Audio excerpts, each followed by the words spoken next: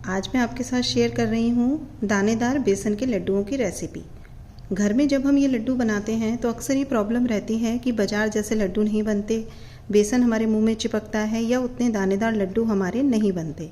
तो आज कुछ टिप्स मैं आपके साथ शेयर करूँगी। अगर आप उनका ध्यान रखेंगे तो ये लड्डू आपके बिल्कुल बाज़ार जैसे बनेंगे। तो लास्ट तक ये वीडियो ज़रूर देखिएगा जिससे आपके भी लड्डू इतने अच्छे दानेदार बने। तो चलिए बनाना स्टार्ट करते हैं बेसन के लड्डू। तो बेसन के लड्डू बनाने के लिए सबसे पहले मैंने ये लिए हैं बादाम। आप बादाम के साथ चाहें तो और भी ड्राई फ्रूट्स जैसे काजू, खरबूजे की मींगी वो भी ले सकते हैं। और इनको आप हमेशा अच्छे से धूप लगाकर तभी काम में लीजिएगा। और अगर धूप नहीं लगानी है तो आप इसको थोड़ा सा घी डालकर कढ़ाई में भूनकर भी यूज़ कर सकते हैं। अब हम इनको एक जार में डालकर पीस लेंगे। जितना मोटा आपको इन्हें रखना है उसी हिसाब से आप इनको पीसिएगा। देखिए मैंने तो इसमें बादाम का एकदम पाउडर बना लिया है क्योंकि मेरे बच्चों को इसमें बादाम ज़्यादा मोटे अच्छे नहीं लगते। अब बेसन के लड्डू बनाने के लिए ये मैंने लिया है आधा किलो बेसन। और इसके लिए मैं दरदरा बेसन यूज़ कर रही हूँ जो कि मार्केट में इजीली बेसन के लड्डू बनाने के लिए मिलता है। लेकिन बाई चांस अगर आपके पास ये बेसन नहीं है तो आप फिर आधा किलो बेसन में करीब आधी कटोरी मोटी सूजी मिलाकर भी उसको काम में ले सकते हैं। लेकिन अगर आप इसके लिए दरदरा बेसन यूज़ करेंगे तो लड्डू आपके ज़्यादा अच्छे बनेंगे। अब हम बेसन को छान लेंगे। अगर आपने बेसन पहले से छान कर रखा है तो भी लड्डू बनाने से पहले आप उसको एक बार ज़रूर छानिएगा क्योंकि बेसन में ज़्यादातर रखे रखे गांठें पड़ जाती हैं। और इस तरह से छानने से हमारा बेसन एकदम एकसार हो जाता है। अब इस छने हुए बेसन का 1/4 पार्ट हम अलग कर लेंगे। इसको हम ड्राई रोस्ट करेंगे और इसको हम घी के साथ भूनेंगे। अभी ये कढ़ाई मैंने गर्म होने रखी है और इसमें मैं करीब 300 ग्राम घी डाल रही हूँ। थोड़ा सा घी मैं अभी रहने दे रही हूँ, अगर ज़रूरत होगी तब मैं उसको ऐड करूँगी। अब हम घी में बेसन को इस तरह से ऐड करेंगे और इस तरह से लगातार चलाते हुए घी को बेसन में मिक्स कर लेंगे। इस समय मैंने गैस की फ्लेम को बिल्कुल सिम पर कर रखा है। कई लोगों की शिकायत होती है कि जब हम बेसन को भूनते हैं तो उसमें गुठले पड़ जाते हैं। लेकिन जब आप थोड़ा सा घी ज़्यादा लेकर बेसन को भूनेंगे तो उसमें कभी भी गुठले नहीं पड़ेंगे। और बाई चांस आपको लगे कि 2-4 गुठले पड़ भी गए हैं तो इस तरह आप उसे दबाकर मिटा सकते हैं। बेसन के लड्डू बनाने का जो सबसे इम्पॉर्टेंट स्टेप होता है वो होता है बेसन को भूनना। और वो भी अगर हम बेसन को सिम गैस पर भूनेंगे तभी बेसन हमारा अच्छे से पकेगा। नहीं तो क्या होता है कि फिर लड्डू में हमें कच्चेपन का स्वाद आता है। और ऊपर अगर हम तेज़ गैस पर बेसन को भूनेंगे तो ऊपर से तो बेसन हमारा ब्राउन हो जाएगा लेकिन अंदर से बेसन नहीं पकेगा।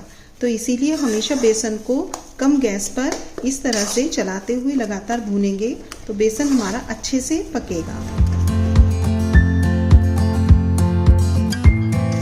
जैसे जैसे बेसन भूनता जाता है बेसन धीरे धीरे घी छोड़ने लगता है और देखिए वो इस तरह से सॉफ्ट होने लगता है और बहुत आसानी से हम बेसन को भून लेंगे।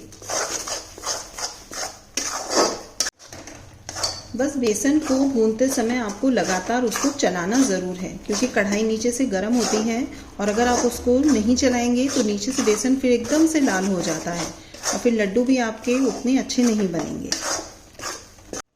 आपको बेसन को देखकर लग रहा होगा कि इसमें घी ज़्यादा हो गया है, लेकिन ऐसा नहीं है। अगर हम कम घी में बेसन को भूनते हैं तो कई बार उसमें गांठें भी पड़ जाती हैं और जब ज़्यादा घी डाल के हम भूनते हैं तो गांठें भी नहीं पड़ेंगी और बेसन को चलाना भी बहुत आसान रहता है, जिससे कि हाथों पर भी कोई जोर नहीं पड़ता। और फिर हम बेसन को जब सूखा भून के इसमें मिला देते हैं तो घी हमारा बैलेंस हो जाता है। देखिए बेसन का कलर भी चेंज होने लगा है और इसमें अच्छी भुनने की खुशबू भी आ रही है। अब हम इसका जो दाना है उसको फुलाने के लिए अब हम इसमें डालेंगे थोड़ा सा दूध। ये मैंने लिया है करीब आधी कटोरी दूध। तो थोड़ा थोड़ा दूध करके हम इस तरह से इसमें ऐड करेंगे और लगातार हम इसको इस तरह से चलाते जाएंगे। इस तरह दूध डाल के चलाने से ही जो हमारा बेसन है वो एकदम दानेदार हो जाता है और लड्डू भी हमारे एकदम दानेदार बनेंगे। अब फिर से थोड़ा सा दूध इस तरह से मैं इसमें ऐड कर दूंगी तो करीब आधी कटोरी दूध मैंने इसमें ऐड किया है। इसी तरह से अब लगातार इसको चलाते रहेंगे। और देखिए बेसन हमारा अच्छे से भुन गया है और इसको थोड़ी सी देर चलाने के बाद हम गैस बंद कर देंगे। अब जो ड्राई फ्रूट हमने पीस के रखे थे वो भी हम इसमें मिक्स कर देंगे और गैस को बंद कर देंगे। लेकिन अभी हम गरम कढ़ाई में इस तरह से बेसन को चलाते रहेंगे। अब ये मैंने लिया है इलायची पाउडर, करीब 1/4 चम्मच मैंने लिया है। इसको भी हम इसमें मिक्स कर देंगे। अब इस भुने हुए बेसन को हम एक थाली में निकाल देंगे और अब हम जो ड्राई बेसन हमें भूनना है उसको भी भून लेंगे। इसको भी हमें मीडियम टू सिम फ्लेम पर ही भूनना है, जिससे कि बेसन हमारा भुन जाए लेकिन अंदर से कच्चा ना रहे। देखिए बेसन का कलर चेंज हो गया है, ये बेसन हमारा भुन गया है। अब हम गैस बंद कर देंगे और गरम कढ़ाई में इस तरह से इसको एक बार चला लेंगे और फिर हम इसको उसी बेसन के साथ मिक्स कर देंगे जो हमने पहले भून कर रखा है। इस तरह से हम बेसन को आपस में अच्छे से मिक्स कर देंगे। अगर आपको लगे कि थोड़ा घी कम है तो आप इसमें थोड़ा सा घी मेल्ट करके मिक्स कर सकते हैं। अभी हम इसमें शुगर ऐड नहीं करेंगे क्योंकि बेसन हमारा बहुत गर्म है और अगर इस स्टेज पर हमने शुगर ऐड की तो शुगर मेल्ट हो जाएगी। इसको हम थोड़ा ठंडा होने देंगे, लेकिन ज़्यादा ठंडा भी नहीं कि कहीं ऐसा ना हो लड्डू ही ना बंधे, लेकिन थोड़ा सा ठंडा होने के बाद ही हम इसके अंदर शुगर ऐड करेंगे। बेसन हमारा थोड़ा ठंडा हो गया है। जब हमें लगे ना कि हम इसमें इस तरह से हाथ लगा सकते हैं, बस उतना ही ठंडा हमें इसको करना है। अब ये मैंने ली है बूरा, मैं इसमें बूरा मिक्स कर रही हूँ। बूरे से भी लड्डू हमारे बहुत अच्छे दानेदार बनते हैं और अगर आपके पास बूरा नहीं है तो आप चीनी भी पीस कर यूज़ कर सकते हैं। अब हम इसमें बूरा को इस तरह से मिक्स कर देंगे।